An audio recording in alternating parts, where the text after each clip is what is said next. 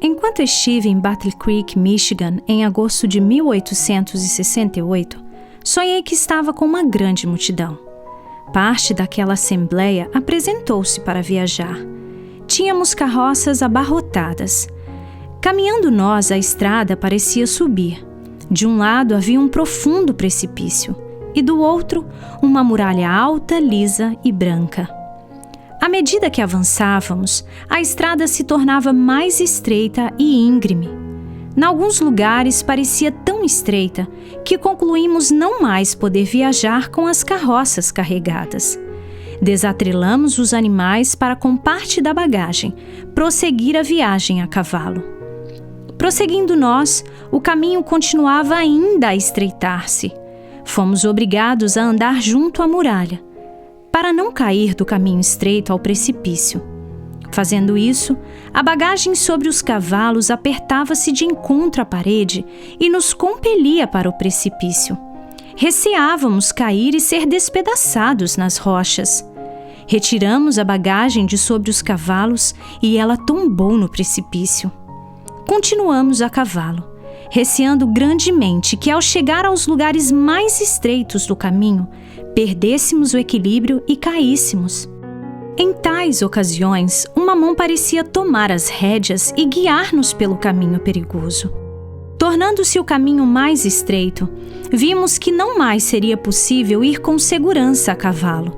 Deixamo-los e prosseguimos a pé, em fileira, um seguindo as pegadas do outro.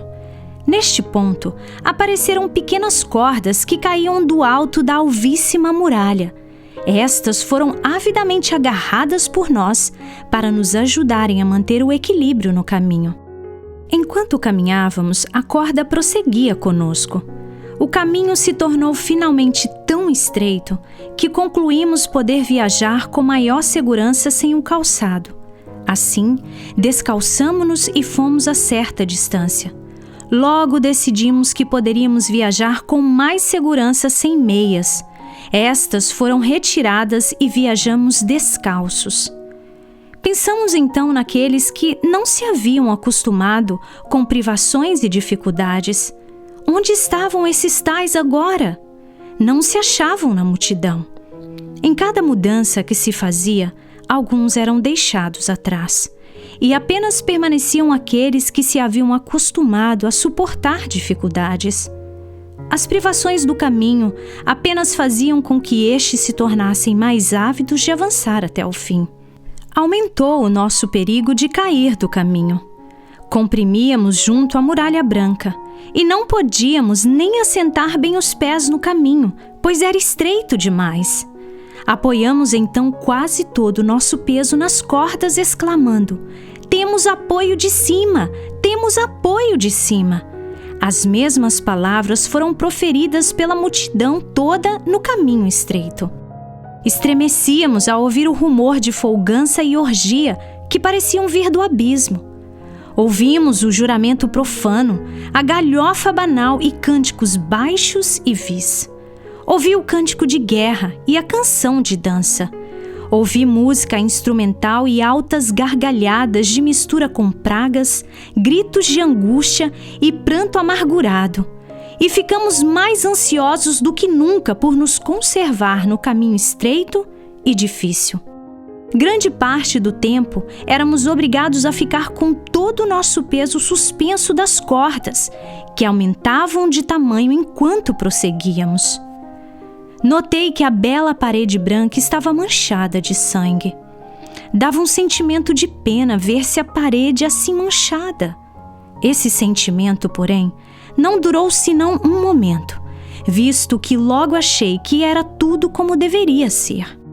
Os que vêm seguindo atrás saberão que antes deles, outros passaram pelo caminho estreito e difícil, e concluirão que se outros foram capazes de vencer, eles próprios poderão fazer o mesmo. E ao sangrarem seus pés doloridos, não desfalecerão de desânimo. Antes, vendo o sangue na parede, saberão que outros suportaram a mesma dor. Chegamos finalmente a um grande despenhadeiro, onde terminava o nosso caminho. Nada havia agora para nos guiar os pés, nada em que pudéssemos repousar. Devíamos então depender inteiramente das cordas, que tinham aumentado até o tamanho do nosso corpo.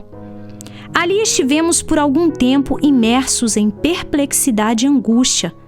Indagamos em tímido cochicho: em que estará presa a corda?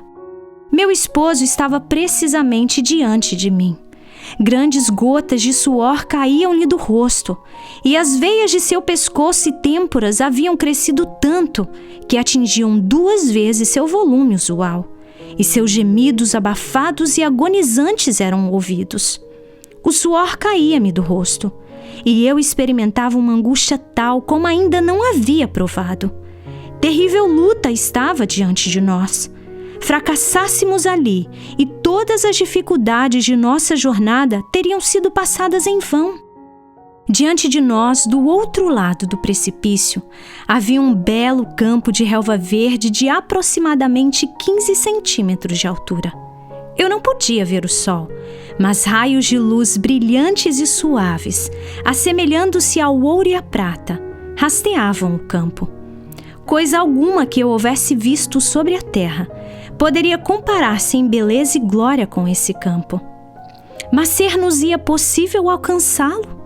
Essa era a ansiosa indagação. Se a corda se partisse, haveríamos de perecer. Outra vez, em angustioso cochicho, foram sussurradas estas palavras: em que estará presa a corda? Por alguns momentos, hesitamos em nos arriscar. Então exclamamos: nossa única esperança está em confiar inteiramente na corda. Dela temos dependido em todo o caminho difícil. Ela não falhará agora. Ainda estávamos hesitantes e angustiados. Foram então proferidas estas palavras: Deus segura a corda, não devemos temer. Estas palavras foram então repetidas por aqueles que estavam atrás de nós e acompanhadas destas outras: Ele não nos faltará agora, trouxe-nos até aqui em segurança. Meu marido então deu um salto por sobre o assustador abismo ao belo campo além. Eu segui imediatamente. Oh, que sensação de alívio e gratidão para com Deus experimentamos! Ouvi levantarem-se vozes em louvor triunfal a Deus.